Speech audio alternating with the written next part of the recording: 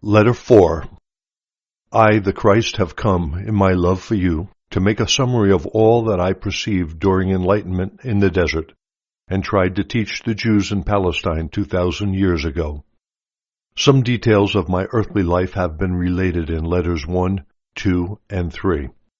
If you have read these, you will know it is of the utmost importance to your well-being to understand that, while my followers eventually created a religion they called Christianity, founded on reports of my life and teachings, I am not dictating these letters to teach and confirm what my followers have taught.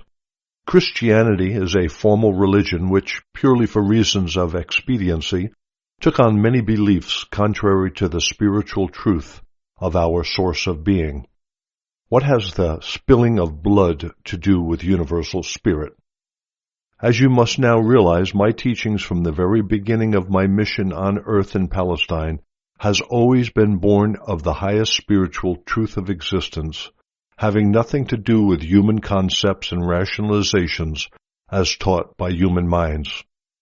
Therefore, I repeat emphatically, while my persona on earth 2,000 years ago was that of Jesus, the purpose of my presence, the Christ presence, within these letters is to reach sensitive and inspired souls, to teach them how to draw on divine assistance during the future horror in which the world will ultimately be embroiled. For this reason, my powerful longing to rescue those who can receive me has been crystallized in the form of truth of existence within these letters. Know this. Heed it. I would have you know and take particular note that I came to the Jews in Palestine 70 years before Jerusalem was razed to the ground. I came to the Jews to warn them that their code of conduct would be of no value to them when the future time of travail came upon them, sending them out into a hostile world. It is recorded in a gospel that I wept in despair, lamenting the fact that I would have gathered the people as chicks beneath a mother hen's breast to protect them in their time of destruction, but the people would not heed me. Instead, their religious leaders put me to death. But after the dispersal of the Jews, when their temple was taken from them, did they learn from their experiences? Did they wonder why such a catastrophe had overtaken them? No. They continued in their old traditions and belief in their superiority, although repeatedly historical events proved to them that they were subject to disasters as were other people. At this very time, they have chosen to ignore the truths of existence as I taught them in Palestine, and are bringing upon themselves the self-same conditions as followed my earthly life in Palestine.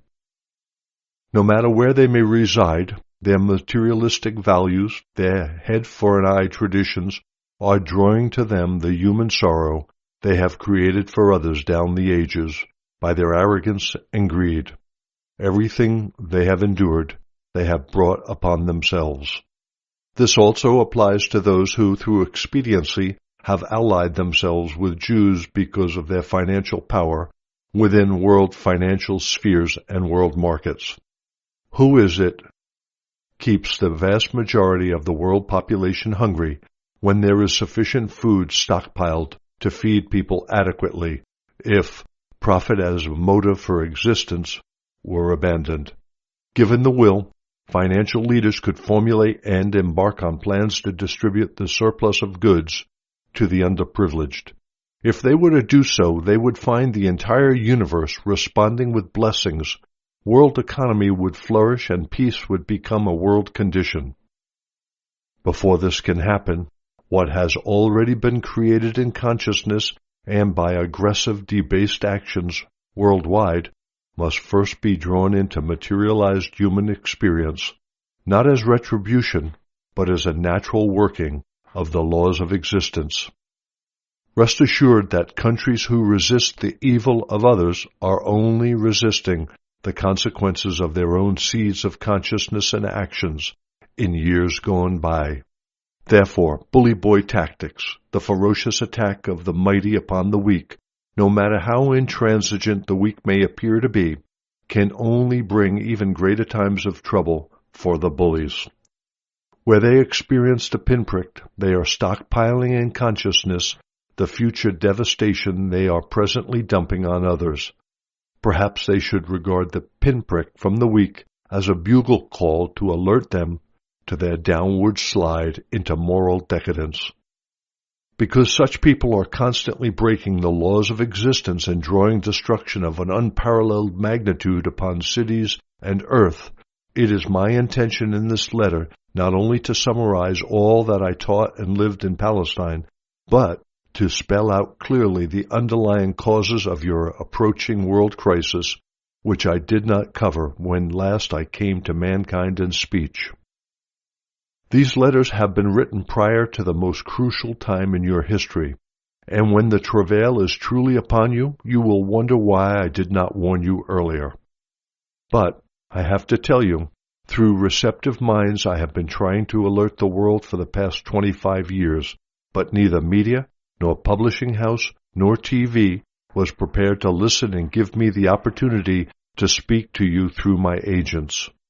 Politicians could reach you, but I, the Christ, could not do so because of the hardness of your hearts, and your refusal to concede that I, the living Christ, could return at this time through deprogrammed and dedicated minds to warn nations of what they were creating for themselves in the future. The churches, who claim to believe in my existence, have been as self-absorbed in their own humanly conceived religious traditions as have the materialists. Now, at the 11th hour, when fear has descended on the masses, and they are prepared to heed my words, the doors must surely open, or again my efforts for humanity will have been in vain. I have come to say there will indeed be a sorting of the goats from the sheep, as has been recorded in the Gospels in the Bible. The sheep refer to those souls who can peacefully receive the highest spiritual truth yet dispensed on earth. The goats refer to those who do not have the capacity to listen to anyone or anything because they have too great a rebellious spirit and ego drive. Why will they be separated at this time? They will be separated because those who are able to receive the truth contained within these pages and to live by the guidelines of the law of existence will find that although the next period of world history will be bitter indeed, they will continue in comparative peace and protection, fulfillment of need, and upliftment of spirit. The goats, unfortunately, will have to endure all the horrific force of their innate rebellious consciousness. This is not a punishment from someone on high, but a natural working out of the law of existence. What you carry in your minds and hearts will eventually externalize in your body, life, and environment. When you resist and rebel, life offers resistance to you in the fulfillment of your desires. I have long since ascended to the highest frequencies of consciousness vibration in the celestial kingdoms and am divine consciousness itself individualized. My consciousness can encircle the globe to whoever calls on me. So it is with all the great teachers who have lived on earth and were enlightened and perceived the reality of the source of all being, and have taught people from their exalted level of enlightenment. They were lifted in spiritual power to penetrate the dense veil of human consciousness and perceive what truly lay beyond the world of matter.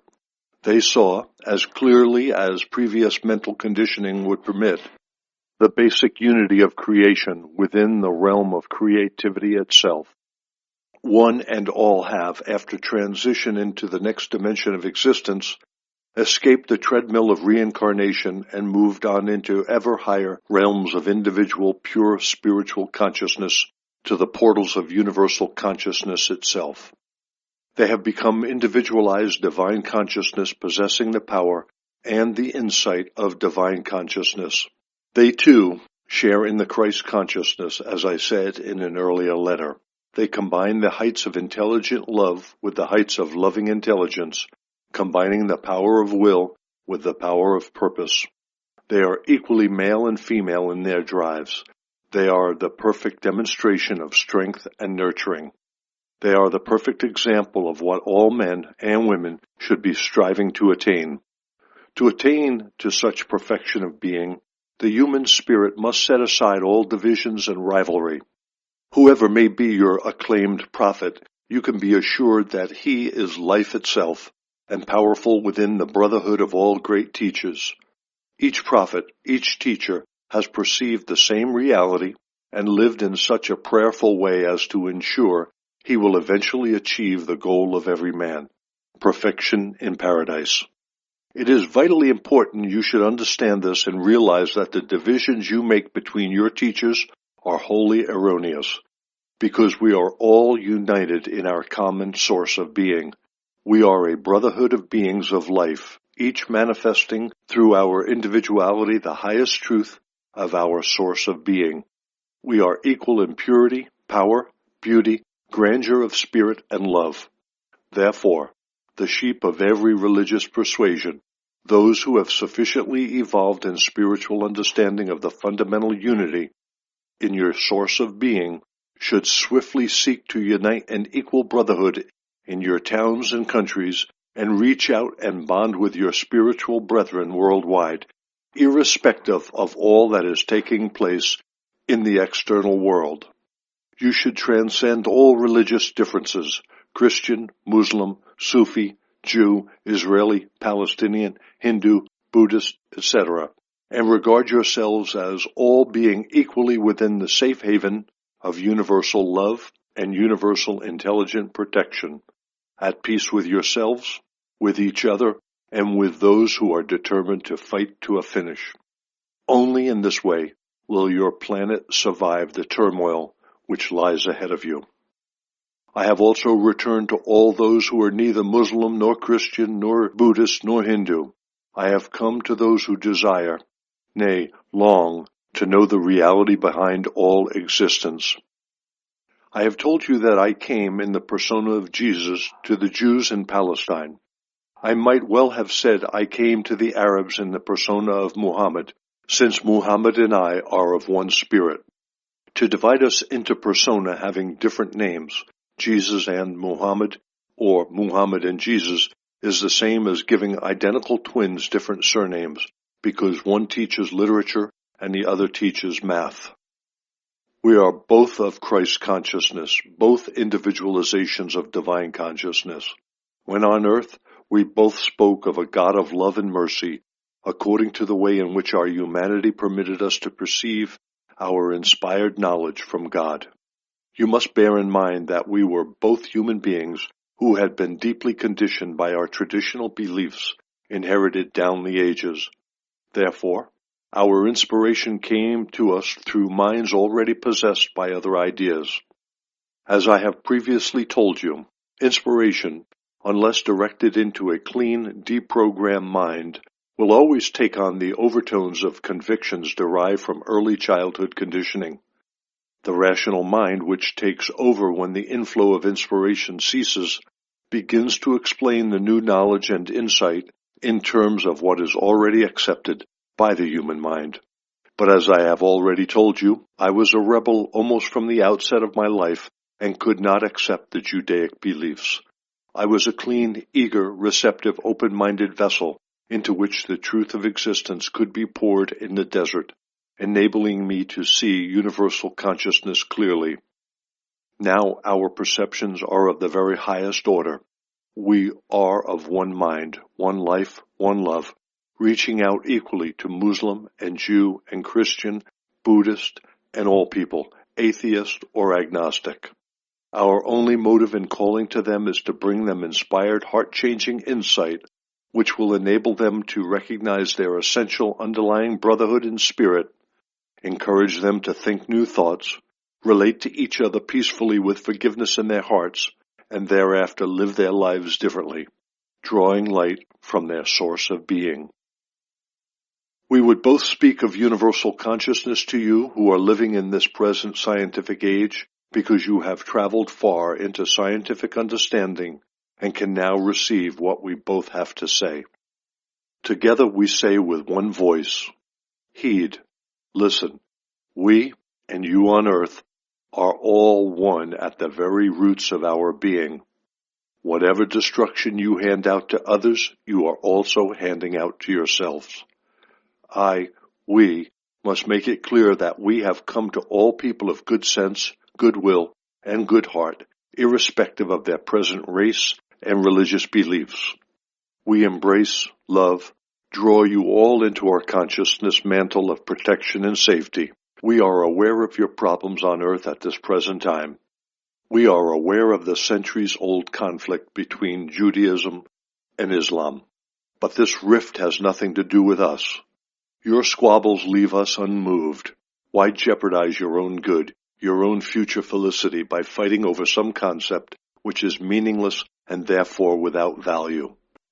In reality, you adhere to your chosen religions because in the depths of your heart you are all reaching out to the source of your being, although you call your source of being by different names. We are both aware of the struggles of individual Jews to live a good life, and of individuals of Islam to truly reverence and venerate Allah throughout the day, attributing all they do and achieve to His power working on their behalf, and of Christians immersed in their beliefs of salvation by the blood of Jesus. You are all striving to attain goodness, but will never do so while you remain divided by your beliefs. Once the maelstrom of the present world consciousness of mutual aggression has been fully spent, the day will surely come when Muslim, Jew, Christian, Buddhist, and Hindu will gather together, rejecting their differences in religious beliefs and mingling as one people to give thanks to divine consciousness out of which they have drawn their being, and from which will come all future boundless blessings of beautiful, inspired, and caring lives. Together you will rebuild on old foundations and will say, "Let such a thing never happen between people again, for now we know that at the roots of our existence we are truly one. When I make you suffer, I too am lessened in divine life, and my own suffering will follow." We and the brotherhood within Christ consciousness are also fully aware of Buddhists and Hindus, followers of Tao, the spiritual adepts in the Philippines, and every other sect and religious discipline in every country, which is aimed at reaching and touching, even momentarily, the equilibrium of their universal source of being. We are aware of all. You are all encompassed within our universal love, compassion, and caring. You are all important to us, irrespective of your beliefs, for you are all one at the grassroots of your being. Your souls are unified in divine consciousness. One and all, you are unified and one at soul level within your source of being.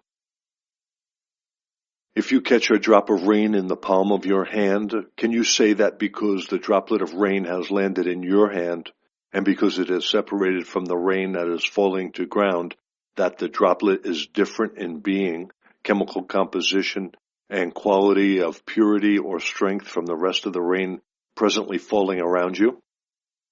You may touch your droplet with green dye and make it green, but can you say that the green droplet is entirely different to the rest of the rain falling at that very moment? You of good sense, good will, and good heart, sincere and true, will be able to reply, "No, the rain is not different. It is exactly the same in quality and being as the rest of the rain. The only difference is that green or red or blue dye has been added. Therefore, it has become something more than the rain falling around us, but the droplet of rain in the palm of my hand is basically the same as the rain. Every one of you, no matter who you are, what color skin you may possess, what kind of hair adorns your head and protects you from the sun, the shape of your head or body, the language you speak, the thoughts you think, the kind of words you use, the actions and deeds you perform as a result of your beliefs and your thoughts, no matter what your physical and human consciousness differences, you are all exactly the same as each other, of the same quality, begotten of the same source of being, having the same potential in infinity, the same spiritual capacities in infinity in every respect. The only difference between every one of you, Muslim, Arab, Russian Jew, American Christian, Tibetan Buddhist, Indian Hindu, are the additives which have been pumped into each of you as a result of your genetics derived from your parentage and race, environment, family upbringing, family resources, poor or wealthy, education, and opportunities in life. But these are all superficials. They are additives masking your reality you call your soul, even as dye will mask the truth concerning the drop of water in the palm of your hand. Your soul comes directly from divine consciousness and remains itself, pristine and pure, and unified in divine consciousness with all other souls, despite all the additives which have covered and corroded it since birth. You must also realize that everyone is born with differing human capacities to make use of the additives pumped into them at birth. The human capacities to be utilized by each soul depend on the spiritual progress it made in previous lives. Some people climb out of deep holes of disadvantages, depression, and despair and achieve high positions of trust and respect, wielding much influence over others. And some people fall from dizzying heights of advantage, wealth, opportunity, and talents into black holes of despair and depression, drug-taking, murder, rape, and whatever. Nevertheless, for all that you have each made and not made of your opportunities or your lack of them, you all remain fundamentally and basically of the same beingness and potential. You are all able to rise up little by little from whatever spiritual level of consciousness you presently occupy to the heights of divine consciousness within the celestial kingdoms. As you accept these letters as being the truth of existence and seek daily to live the guidelines which will bring each of you into harmony and contact with that which gave you being, you will surely move towards and achieve the highest spiritual goals you have set for yourself at this present time. You can all rise to the point where you fully accept the truth, work to purify your personal consciousness in order to absorb divine consciousness, and become individuals filled with and radiating the power of divine consciousness in your immediate surroundings and eventually throughout the world. You are all important within your immediate environment. The parent who feels that all that is done for the family is not appreciated, who feels that he or she does not make an impact on family life, is never heard, respected, loved, who feels that outside the home or in the workplace he or she is of no consequence and will not be missed, is lacking insight. Such a person, be they male, female, father, mother, friend, worker, employer, all make an impact on their environment. If they were removed from it, there would be a hole in the fabric of the environment. There would be a loss, and it would take time for that gap to be filled in with the arrival of someone else and by new activities of those left behind. A void is left by the biggest power and voice doer of good, or the most menial worker sweeping the floor or garden paths. Each one inhabits a special place in the whole environment. Each one brings their own talent, their own character, their own way of doing things, their own impact on the people they speak to the place where they live or work. They are vital in their own niche.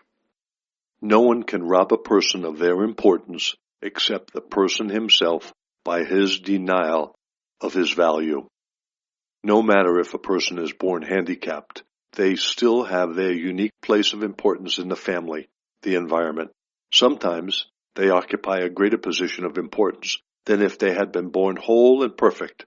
Their achievements arouse wonder and respect. The impact they make on the environment depends entirely on their will to be, their will to act, their will to radiate goodwill, their will to make the most of their opportunities, their will to be special for people by making other people feel better than they did before the contact took place. Every condition arises out of the will, which is exercised at all time. Some have been born with great willpower, others with less.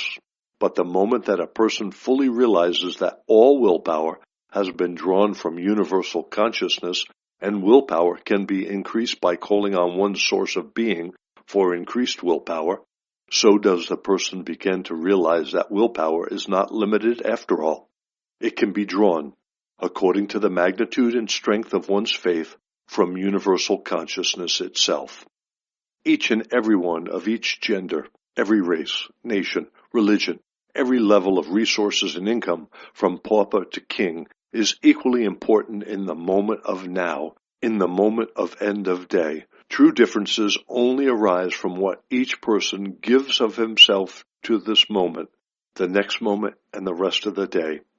A king or prime minister can be remembered for his goodness, the benefits he brought his country, or for the misery he imposed on the people. Similarly, a man born into an impoverished family who may not have developed his ability to any high level, but who gave his all in his service to his environment, will eventually be as revered by kin and friends, and in the next life reap of his sowing as does the king or prime minister. Such a person will have contributed life to his environment, because the nature of life force is unconditional love and service, work and harmony, giving whatever is necessary for the fulfillment of the needs of another. If in each day your life force is spent in just giving a cup of tea to people who are sick, then let that life force be spent in its highest form, as eager willingness to walk to the patient with a warm smile and hand over the tea with kindness, goodwill, and a desire for the healing of the person. In such a way, a tea giver can become a radiant medium of healing and upliftment. The more frequently the tea giver calls silently for an inflow of divine consciousness into her own consciousness, the greater and more penetrating will be her radiated life force to the patient. The sick person may not be aware of what is happening, but a room full of sick people, attended by such a tea giver or carer, will recover more swiftly than those who receive their tea from one who hands it to them without a glance of recognition, without a word, without a kindly thought. No, each job, each moment can be sacred and beautiful, radiant with the inflow of divine consciousness life force, uplifting, healing to the self and others. If a person takes time to realize he or she is a channel of divine consciousness, which is itself all healing, all protection, all fulfillment of a person's every need. One person, even one who cleans the floors and empties bedpans, possessing such a realization, can enter a room and become the most important, perhaps the only, distributor of good amongst 6 people, handing out bedpans. Such a person can leave behind a legacy of increased strength in every patient. Every single person who realizes that from their eyes is radiated potent life force to those at whom the vision is directed can know that their glance, that penetrating look, that smiling gaze has benefited the one who has received it. For everything we, yes, you and I, the Christ, think and do is an act of consciousness, and consciousness is life force. With the activity of our minds, yours and mine, we shape our consciousness, our life force, into different forms which will bless or curse the environment. The only difference between you and Muhammad and myself, known on earth as Jesus, is the kind of thought and feeling that Muhammad and I radiate to others. We both radiate life-giving consciousness energy to the world. What are you radiating in your world? Remember again how during a time of great stress during my time in Palestine, I cursed the fig tree and shriveled it to its root.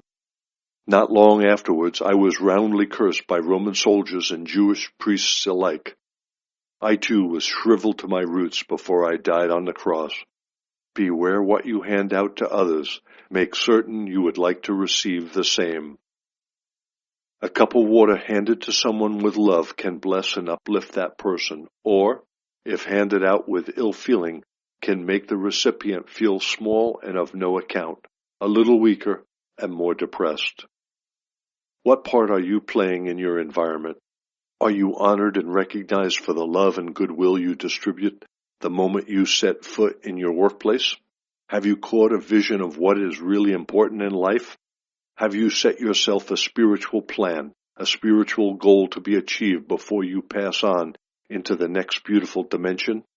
Will you be sufficiently purified and committed to unconditional loving to move into the higher levels of spiritual consciousness? Or will your goals still be those of your earth plane? Ask yourself, What part do you really want to play in your environment? What is your spiritual destination? Just as importantly, what are your attitudes toward other people? Superiority and exclusivity? Or an awareness that most people are doing the best they can with whatever talents they possess? To reach your full potential, you must realize that neither position nor wealth can limit the power you exercise in the world. Your only limitations are your attitudes and thoughts arising from your attitudes. The life force radiated from the mind of a king, prime minister, general, or lowly servant or soldier is equally powerful and productive of good in the environment, provided each one disciplines his thoughts to become attuned to the spiritual frequencies of unconditional love and divine consciousness. Furthermore, such thoughts enter and enhance the world consciousness force itself. Each person, adding their spiritual thought to world spiritual thought, strengthens it. The only factor which determines the degree of imparting of life or sickness propensities is the level of realization and spiritual understanding that a person has drawn from the source of being. Therefore, the man who happily removes the neighborhood refuse with a good heart and a blessing on all whom he meets is a bright light shining in his little world, and the money-grasping, ill-tempered man of wealth and substance emerging from his mansion to go to the office is a pool of darkness which can be felt negatively by those who venture near him. No matter what you do, what you possess, the position you occupy in life, there is no limit to your potential development for good. There is no limit to the potential grandeur and glory of your being. Your only limitation is the amount of time and energy you are prepared to devote to meditating on your source of being and opening your human consciousness to enter it and to receive it into your mind. Therefore, religious leaders, revere your congregations, because you do not know what spiritual insight and progress is taking place in the minds of those who may appear to be very humble and of no account socially.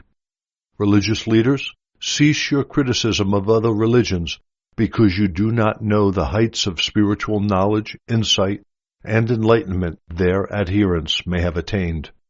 Religious leaders, realize that you, yourselves, are only as spiritually advanced as is your personal perception of reality. If you have no perception of what lies beyond the veil of your material world, you may be religious, but you do not have a spiritual consciousness. This is the true ideal, the true aspiration, the highest goal, to understand and experience the reality behind and within all things, giving them their individual being. You may call the reality God, Allah, Jehovah, infinite intelligence, divine mind, or divine consciousness, or the Tao. All these names mean the source of your being, your creative origins.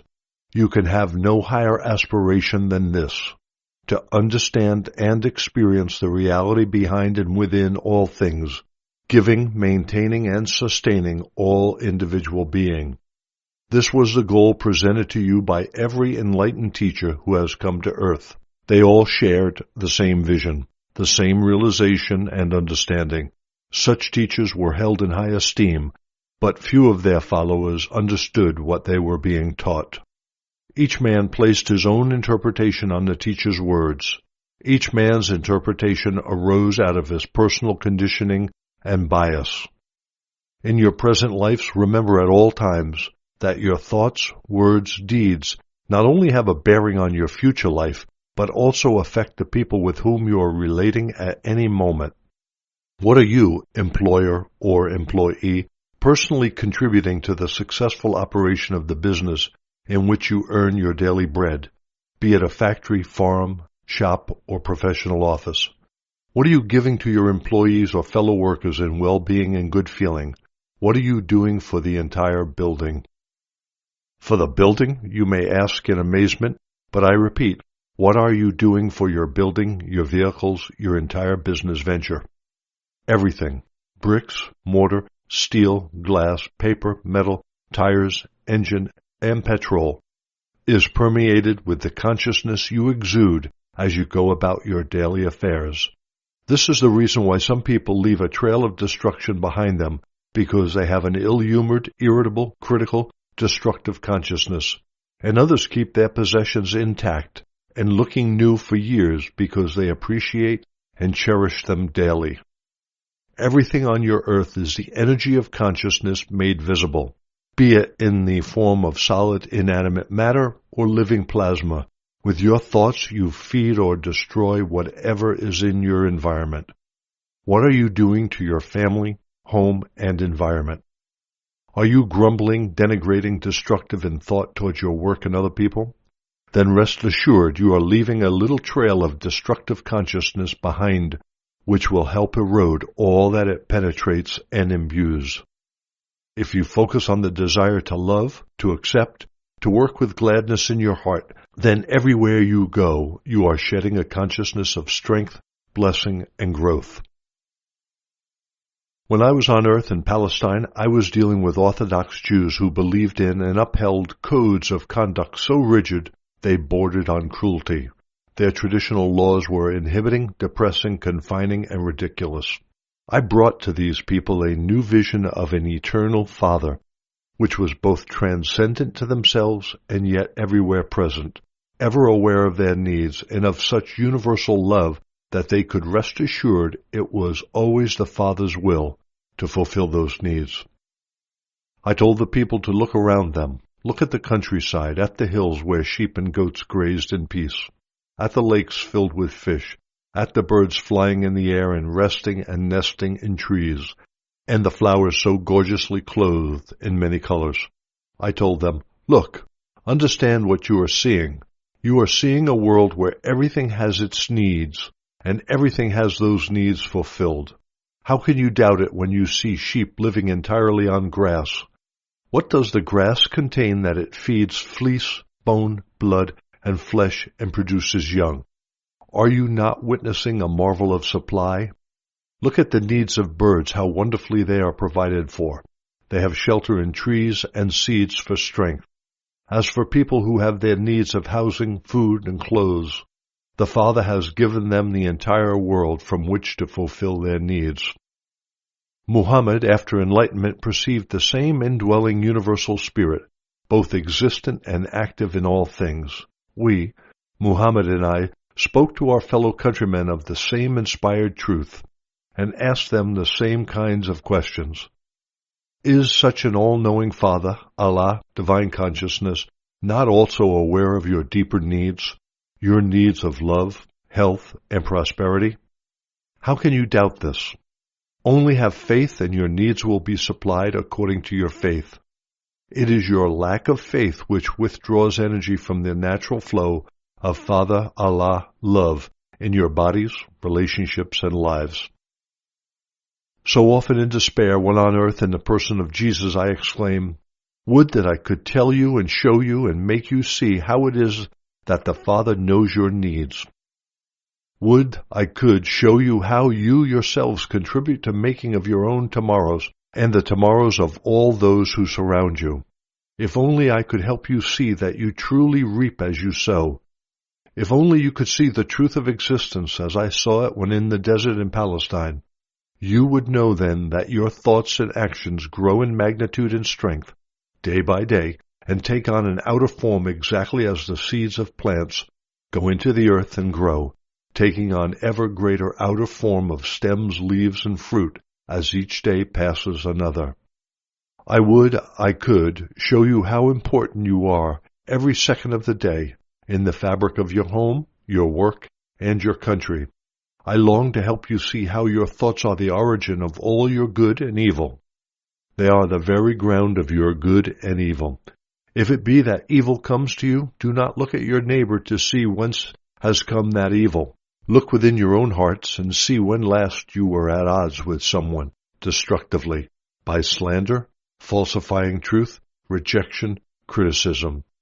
That was the moment of the birth of your present grief. You have been told that you must wrest an eye from whoever takes your eye, but I tell you that this is foolish. If you have your eye gouged from its socket and you likewise take your opponent's eye, You will probably find yourself shortly without a hand and leg. Better to stand stock still, raise your mind and heart to Father, Allah, Divine Consciousness, and pray for help and healing and protection from any greater calamity. And pray, too, for your adversary, because any ill feeling you have toward him will only draw more pain and distress towards yourself. Forgive him, pray for him, and you will bring into being blessings for yourself, not because you have pleased the Father, Allah, or done the right thing, but because your consciousness will attract blessings into your experience. You will be truly blessing yourself as you pray for blessings for others. But let not this be your motive. Otherwise, the blessing is tainted by your self-regard. Always, in any situation when you are threatened, stop, stand, turn, and call on the Father, Divine Consciousness, for help, and watch the deliverance. It will surely come. I tell you beyond all fear of contradiction that if any of you will live in the protection of the Father, Allah, Divine Consciousness, by radiating goodwill and love to everyone in your life and country, and even your so-called enemies, you will never be attacked. You will never know sorrow. You will never be subject to any of the human ailments and misfortunes which the human consciousness creates. You will be enfolded in a mantle of light and love. Divine consciousness will flow into your mind, your body, and your life. People may be falling ill around you, felled by an attack, or drowning in an agony of fear, but you will walk the same path conscious that no one has the least human power against the power, the source of your being, which has given you your own being and life on earth. No one may deny this statement, since no one who would want to deny it has reached the level of spiritual consciousness where such protection is a normal occurrence. Therefore, how can they deny this statement? And I speak the selfsame truth to those who have reached the level of spiritual consciousness which perceives the universality of the Father, Allah, Divine Consciousness, and its abundant love radiated to all and everyone. Such spiritual adepts strive to live within and radiate that love, and you will gladly confirm that this is a truth I have stated. They will have experienced the miraculous protection and fulfillment of need, and will know they can relax in the Son of the Father, Allah, Divine Consciousness, goodwill, and love. They will also be happy to accept that Divine Consciousness called by any other name, God, Yahweh, the Absolute, Infinite, Allah, always remains the universal, interpenetrating Divine Consciousness, despite all the differing terminologies used by various nations. They will have reached that level of spiritual awareness where they can perceive that behind all color, language, beliefs, actions of whatever kind, all people, all creation itself, is one at the grassroots of their being. Man and ant share the same origins within the equilibrium of universal consciousness. This is true freedom, the only freedom. Until you are prepared to realize and accept that your source of being within you and above and around you can indeed flow into your mind and body directly in response to prayer, you will be subject to all the ailments of the earthly and human consciousness. When you steal, you will lose things also. When you fight and wound, maim, and kill, you will be maimed, wounded, and killed in body and or in spirit. When you start a war, it will be a long, bitter struggle. Everything evil you endure, you have been the original cause of it. Yours is the ability to choose the way you wish to live in the future. You choose the way you will live by changing your consciousness from antagonism to love and acceptance of everyone equally. If you imagine the damage and hurt you would like to inflict on another, your thought will reach your energy and will erode their strength, according to the intensity of your intention. Do not think that your thought has dissolved and is no more. It rests in electromagnetic strength, taking on form until it rebounds to harm you also. You can do much damage with your thinking and feeling, damage to others and damage to yourself. Therefore guard them, the tools of your creativity, well, and at all times turn to the Father, Allah, Divine Consciousness, and ask for relief from any thought which is contrary to true unconditional love. According to the power of your prayer and the sincere faith in which you raise your mind to divine consciousness, your thoughts will be imbued with a new life and love. What we, the brotherhood of illuminates, the enlightened ones in Christ consciousness, are about to tell you is of vital importance to the world generally. We speak equally to Christian, Judaism, Muslim, Hindu, Buddhist, and to every religion and every race of the world.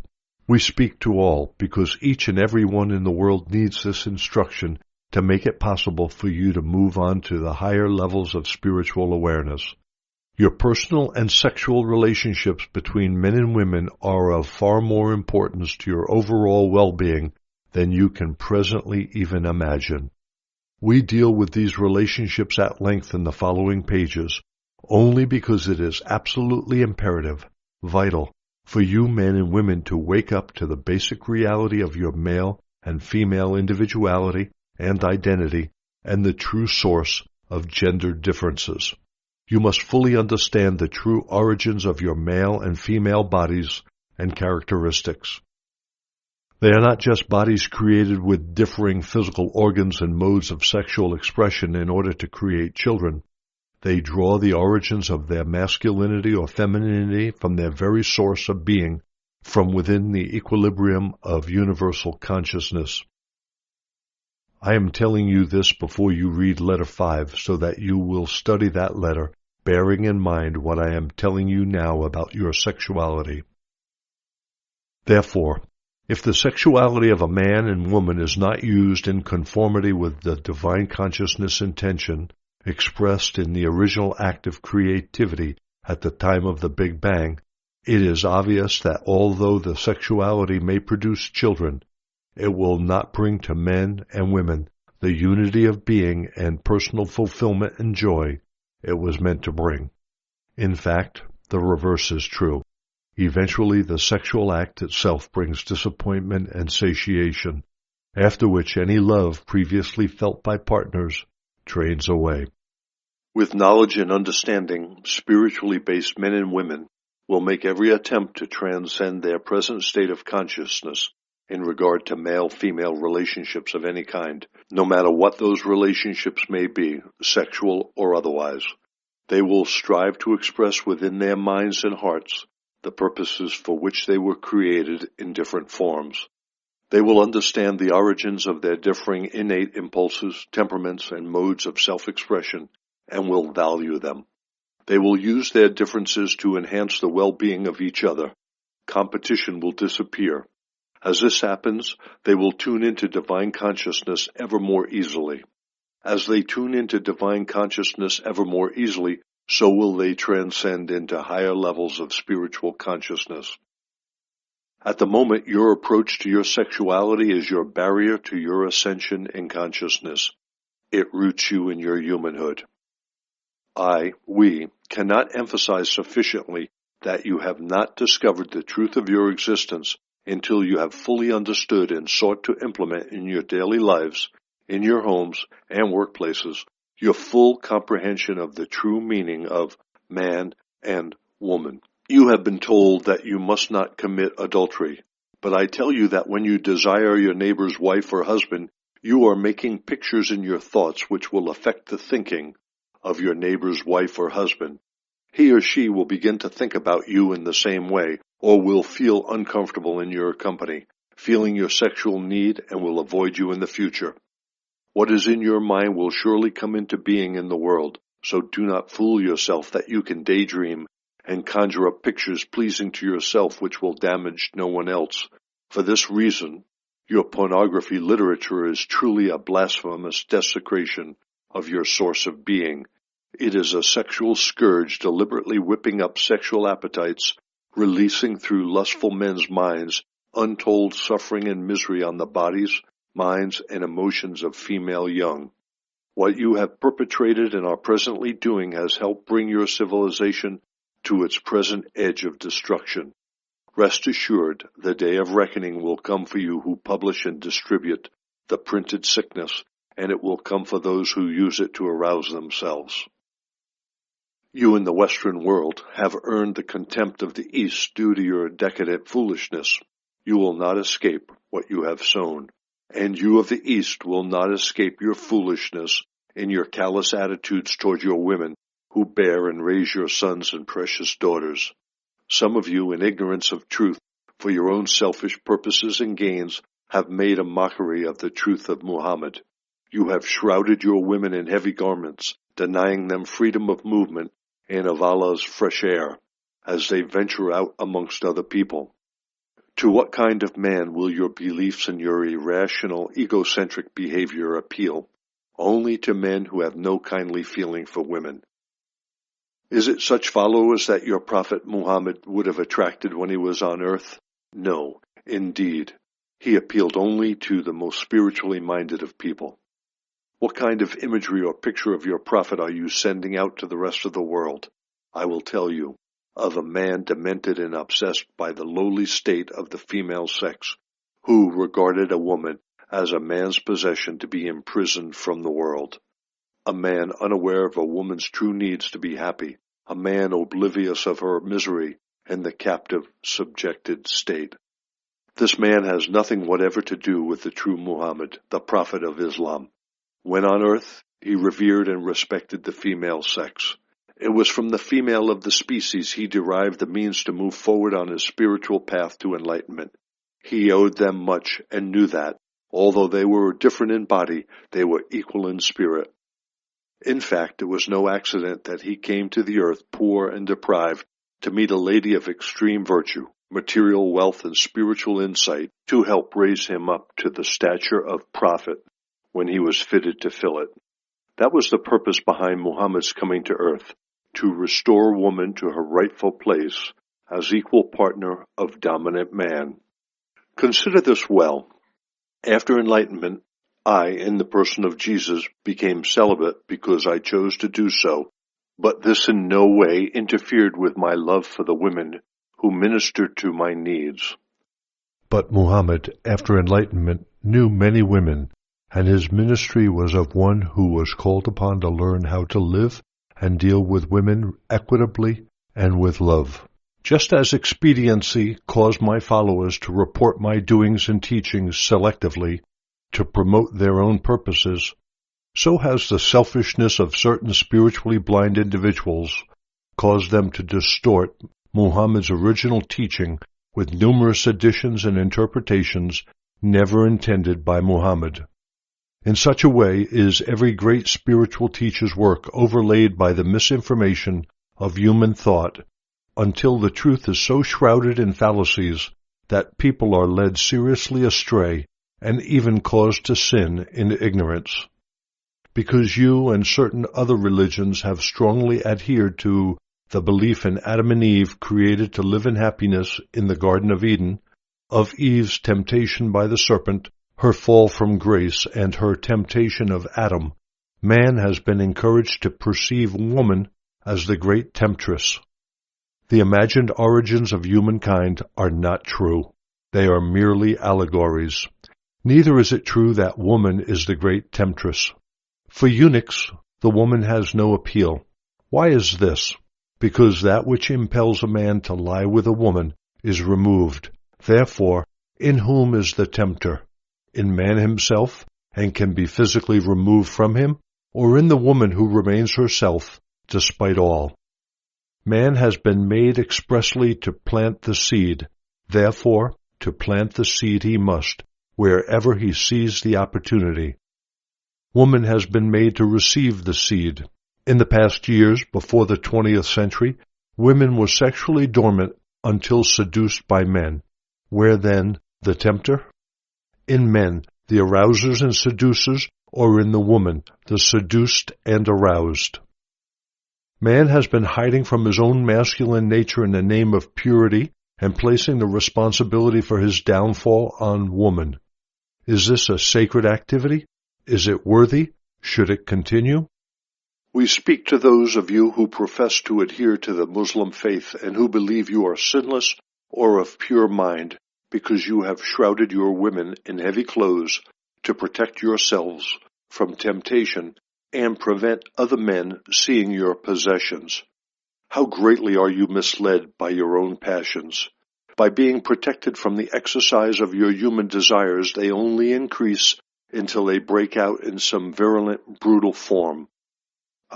We say to men and women everywhere, true purity is only attained when you can be surrounded with every form of temptation and yet remain untouched by desire, unmoved by earthly feelings, untainted by earthly lusts, free of craving and longing for possession.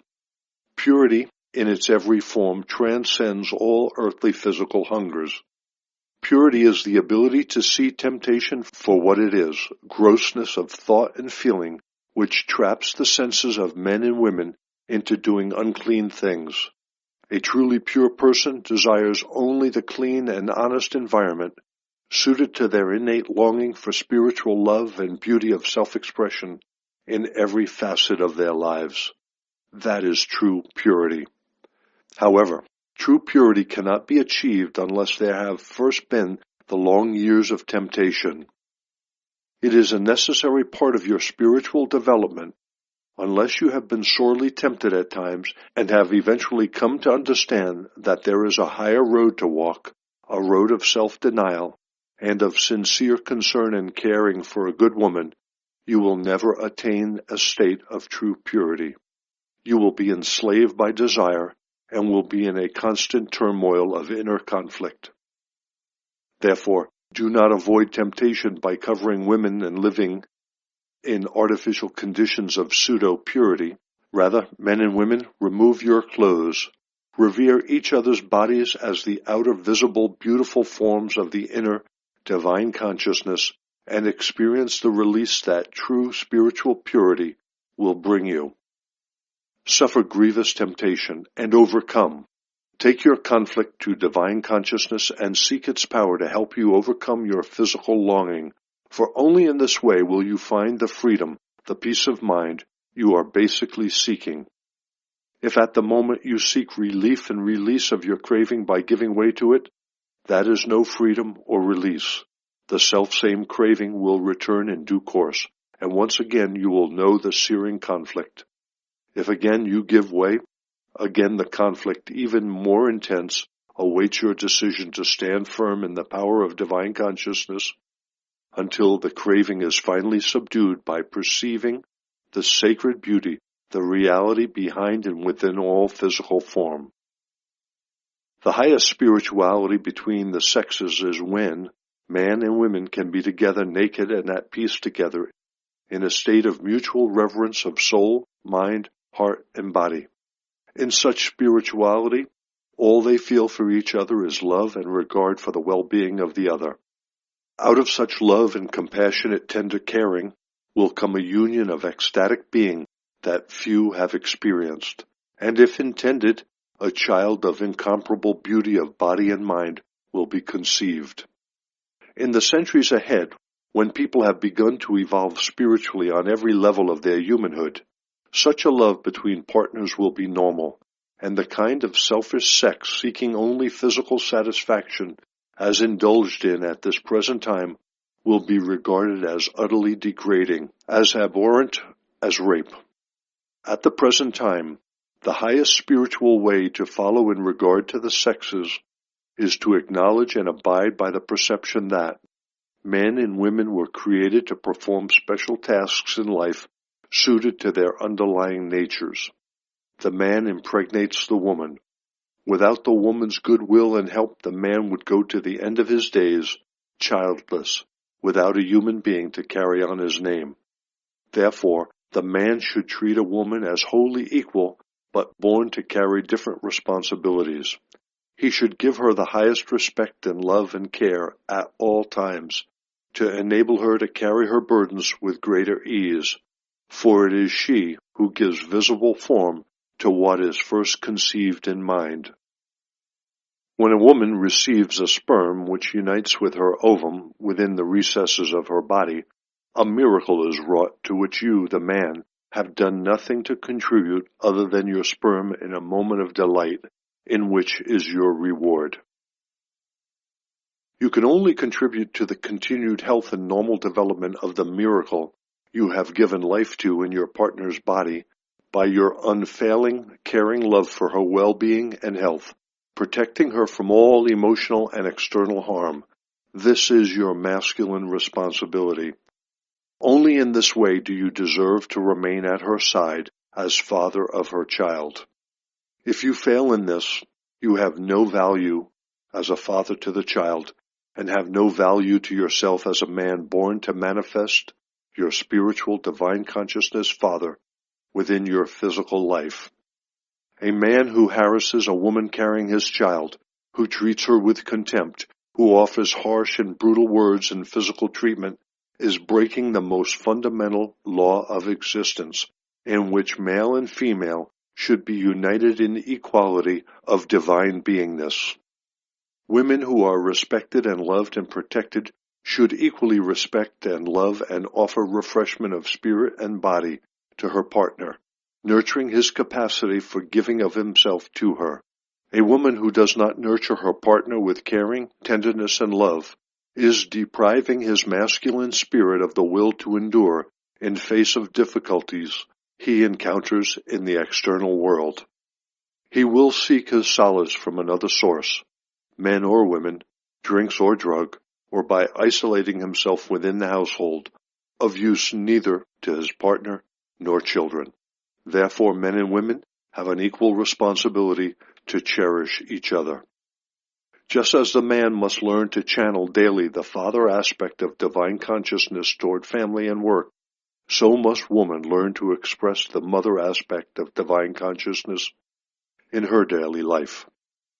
Those who deny this truth will be denied access to the celestial kingdoms until they have increased their spiritual perception and prayerfully changed their attitudes. Only when their vision is lifted above the earthly human perception of male and female and beyond their earthly desires and ego drive to the reality out of which they have drawn their being, will they escape the wheel of reincarnation and find entrance to the ultimate joy and glory. If within a culture a woman is regarded only as a possession, an object of a man's desires, and not treated as a woman, absolutely equal with a man, such a culture has not understood the true nature of man and the true nature of woman. Man and woman are two equal halves of one whole. When single and alone, the man is manifesting but one aspect of his source of being, and when woman lives alone and single, she also manifests but one aspect of her source of being. The divine intention of universal consciousness was to express its own wholeness through creation by individualizing, in physical form, each of the two equally balanced aspects of itself, and then bringing them together again in physical form to experience the unity and wholeness of divine consciousness from which they originally took their individuality. As they come together in love and unity of spirit and body, they discover the joy and ecstasy of universal consciousness in equilibrium. This entire process is clearly set out in letters 5 and 7. Therefore, the combination of the masculinity of the man and the femininity of the woman is essential to make a whole drawn from the source of being. Out of this combination is formed a whole child. When I was in the desert in Palestine, I first perceived that the overriding nature of universal consciousness creativity, our source of being, was intention. The intention to create, plan, and design, and then to bring forth that design by growing it, feeding, healing, protecting, and fulfilling its every need in a disciplined manner. Both male and female have been evolved in physical form and consciousness to experience intention and express it in all ways possible in their lives. This is the very first act of creativity. Without intention, there would be no creation. Intention is the origin of and permeates the whole of existence. Intention defines the nature of the deed, loving or destructive. The male and female have been individualized to experience and formulate intention in their lives. This is the very first impulse of creativity. Male and female have also been individualized to experience and express willpower. Willpower in the man is experienced and expressed primarily as activity. In primitive forms, he moves out into the environment to fulfill his intention. Therefore, he dons the robe of the leader and the quester. He was individualized to think and work to fulfill his purposes without the encumbrance of emotions. Willpower, in the female, is motivated and experienced primarily as feeling, the need to nurture the original intention and bring it purposefully to full-term fruition through the process of caring, feeding, clothing, repairing, teaching, protecting. Purpose is entirely different to intention, since purpose comes down from the mental plane of intention and becomes an emotional drive, a desire to formulate a means to achieve the intended end. A powerful intention to do something becomes a purpose behind continued existence. In this way, thought and feeling are married to perform the work of creation. The male is constantly roaming, seeking new ideas, new ways to fulfill his intentions to give him purpose in life. The female's intentions are purpose personified, sensitive and stable, prepared to make sacrifices for the loved ones. Therefore, the two basic impulses within the source of being, expressed in physical form as male and female, are interdependent. One could not survive without the other. Both are needed for the continuity of creation. Because of his masculine mobility, his leadership drive, the male has considered himself superior to the female. This is because she remains stable, creating security for the male. But the feminine drive is the drive of unconditional love, the drive worthy of the highest respect and consideration, to enable her to flourish and perform her innate purpose within the household in peace of mind and joy. The man's role is to provide physical security and material means of subsistence for the family. The woman's role is to provide emotional security and the emotional means of personal fulfillment and joy within the family environment. In the past, in the East and West, the male has exercised his role of dominance within the home, making the woman subservient and obedient to his will. In so doing, he has bent and distorted the energies of divine consciousness and channeled them through his mind and heart into a bent civilization. He has also distorted the woman's consciousness by instilling in her a deep resentment of her subservient role, which she knows intuitively she should not be expected to endure. Therefore, he has created a degraded and a degrading way of life for himself and partner, entirely in conflict with the nature of his source of being. The fact that the female has had to exercise her masculine drive of aggression to express her equality of being, to achieve the respect due to her within society, means that your civilization has become thoroughly destabilized and unhealthy. The woman is usurping the male role out of desperation, but in doing so, she is defeating the intention behind creation. Male and female have lost their way completely. In underdeveloped countries, people are only half alive, trying to solve the division between male and female through casual sex. As a result, man and woman become ever more divided and unfulfilled. Conflict in the family unit creates stress, misery, and separation, even though they may live under one roof. In developed countries, psychiatric offices are filled with unhappy people and children who say they do not know who they really are or what their purpose is in life. They are asking the experts who do not know the answers either. It should be remembered also that each person, male and female, have lessons to learn in life which can only be learned in the sex and the race in which they find themselves. Therefore, a woman must accept her role in life as the provider of emotional love and security to her mate and children, with self-respect and dignity, and perform it to the very best of her ability. She must recognize that the role of provider of emotional security is absolutely vital to society. She provides the glue of love and well-being which holds families, cities, countries together. When she understands her true place and goals in society and seeks to perform and achieve them in the highest way possible, she is moving forward rapidly on the path to unconditional love and the highest rewards in personal fulfillment and happiness. She will also move on to a higher level of consciousness, perhaps as a male in her next life, who will bring great benefits to mankind.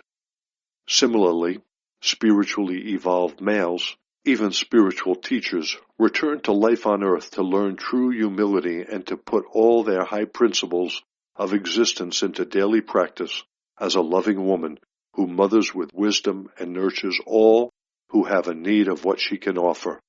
Where, then, is the inequality? Remove the scales from your limited sight and intellect and see with clear vision that there should be no inequality, only shared intentions to express all that you have both drawn from divine consciousness in the most spiritual way to achieve the highest happiness possible on earth. In years to come, when a man and woman have evolved spiritually, if or when divided in intention, they will together take their intentions to Father, Mother, Divine Consciousness, asking, what is to be created in our circumstances? What is our best way ahead? When they have received answers, they will accept them with loving heart and pool them. Any differences in answer will be respected and again taken to Divine Consciousness with the same request until they reach a sincere consensus. Together, man and woman will then return and ask Divine Consciousness, how may we best achieve our purposes? And again, they pool their answers and continue asking until they finally arrive at a working plan which has been conceived not in the human brain alone, but in the highest dimensions of creativity, Divine Consciousness. Working together in this way, they will eventually experience the bliss of true unity of soul, mind, heart, and body.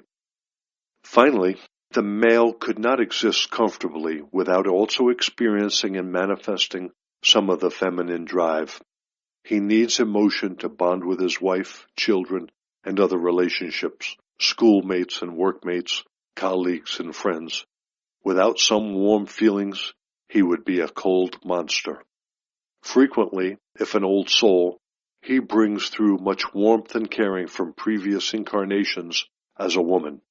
The more spiritually evolved he becomes, the more equally are the two sexual impulses balanced within his nature. This also applies to women. Equally, the female could not exist comfortably without some of the masculine drive. Without a capacity for intelligent planning, her household would be a disaster zone. There is also the possibility that she has been a strong masculine character in her past incarnation and is uncomfortable in the feminine role of sacrificing herself for others. Such a one must ask of Divine Consciousness to clarify her vision that she may see that without love for humanity, leadership is a dangerous exercise. When men and women are nearing an equal balance of male and female natures within themselves, their task in life is to transcend their sexual drive through achieving unconditional love for all people and directing the drive itself into pure creativity, such as the arts. Of such people are masters made, masters of themselves, masters of creativity, masters of human consciousness, masters of matter. Unfortunately, at this present time, your men and women who are nearing equal balance of male-female natures within their one nature have no guideposts as to what their true goals should be. They have lost their way and have created a spurious society amongst themselves, in which the joy and personal fulfillment they seek is negated by their preoccupation with bodily functions rather than with spiritual achievements. They will remain unhappy people, torn with conflicts, until they discover the truth regarding who they really are. In speaking about the feminine role in life, it must also be said that many of your modern women in developed countries have achieved a high degree of masculine drive in the past 100 years. They must choose their priorities in life carefully. They do not have to sit at home stagnant and bored, but they will become happier, more fulfilled people if they turn their intelligence and abilities to creating new modes of constructive life for the whole family. At the moment, they may not know how to do this, but meditation will draw into their minds the necessary inspiration on the best way to use their powers of leadership and talents for the happiness of all.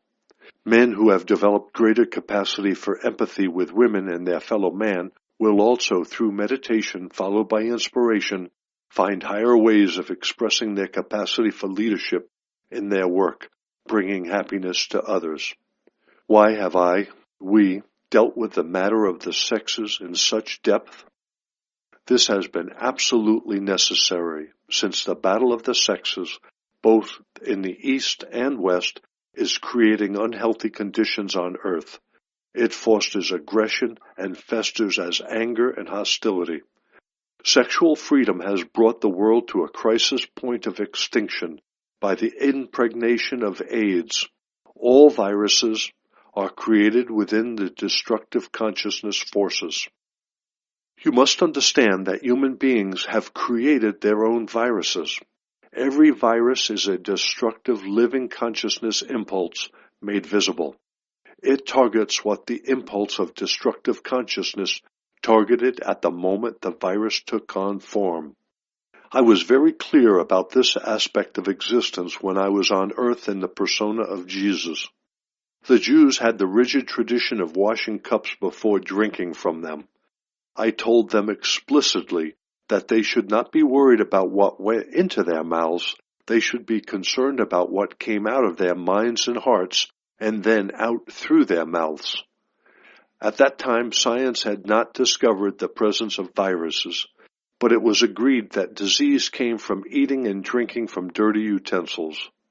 But I knew that the diseases had originally come out of the minds and hearts of savagely angry people. Therefore, it was propagated by the division of cells, but it carried within itself forever the instinct and consciousness which initially brought it into being. AIDS has been no accident. It has emerged from the consciousness forces of self-indulgence and destructive emotional relationships between sexual partners. Submerged hatred and anger can drive people into a sexual act, leaving a residue of sickness behind it in the mind, emotions, and body. Because emotional attunement has not always motivated the sexual act between men and women, they have known severe disappointment and the lack of release and fulfillment. When this happens, the male sexual energy dwindles.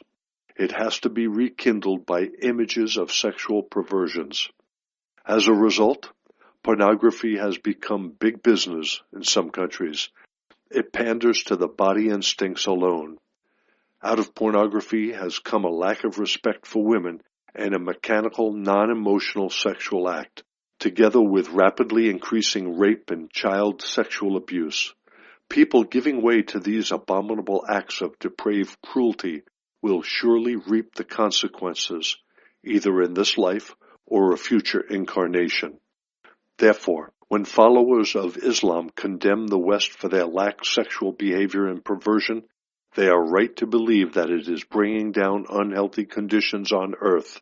These unhealthy conditions are not sent by Allah, but are a natural consequence of their breaking the laws of existence. Similarly, the followers of Islam are breaking the laws of existence because they, like the Jews, hold to the tradition of an eye for an eye and believe that there is such thing as a holy war.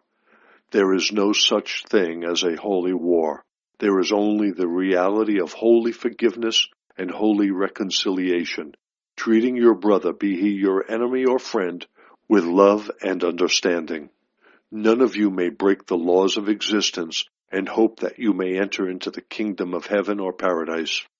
Your behavior has no place beyond the mayhem you are presently bringing on yourselves. We will leave you with these thoughts, which we beg you will receive deeply into your consciousness and make good use of them in your daily lives.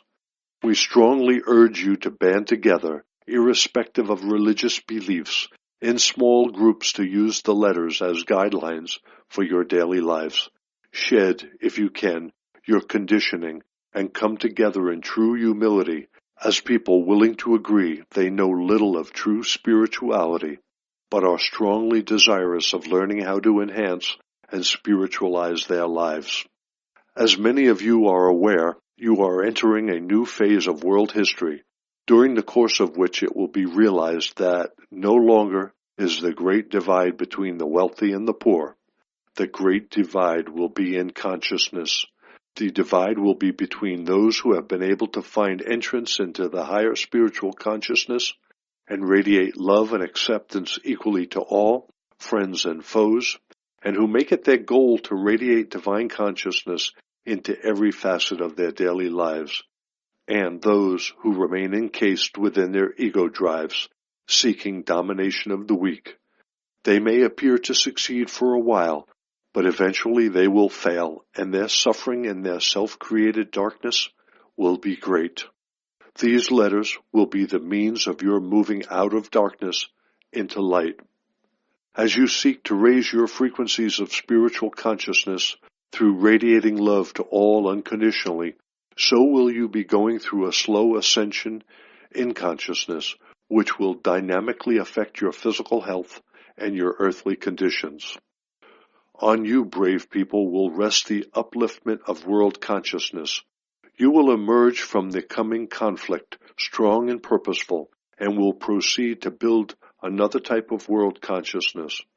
You will introduce the beginning of spiritual and technical and economic progress and world peace for centuries to come. I, the Christ, have spoken. We, the Brotherhood of Masters, speak to Christians, Muslims, Buddhists, Jews, Hindus, Sufis, and to every religious persuasion of the earth. You are all encompassed in our love. For this is true.